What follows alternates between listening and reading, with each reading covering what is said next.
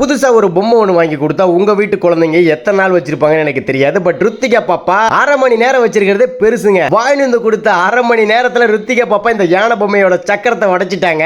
ஒரு சக்கரம் வந்து பாத்தீங்கன்னா தனியா போயிடுச்சு. பாப்பா வேற ஃபீல் பண்ணிட்டே இருந்தாங்களா, எனக்குமே கொஞ்சம் மனசு கஷ்டமாயிடுச்சு. இந்த யானை பொம்மை வண்டியை எப்படி சரி பண்ணி கொடுக்கறது அப்படின்னு சொல்லி யோசனை பண்ணிட்டு இருந்தேன். ஓகே, பாப்பா ஃபீல் பண்ணக்கூடாது அல்லவா, பாப்பா ஆசையா கட்ட யானை பொம்மை இது. இந்த பொம்மையை நான் சரி பண்ணி கொடுக்க போறேன். ருத்திகா பாப்பாட்ட சொன்னேன், வாசாமி வெளியே கடைக்கு போலாம் அப்படின்னு சொன்ன. பாப்பா அழகா சைக்கிள் எடுத்துக்கிட்டாங்க. அதுவுமே பாப்பா அந்த புது ரெட் கலர் சைக்கிள் நாங்க எங்க போனோம்னு பாத்தீங்கன்னா ஒரு ஃபெவிக்விக் ஒன்னு வேணும்ங்க.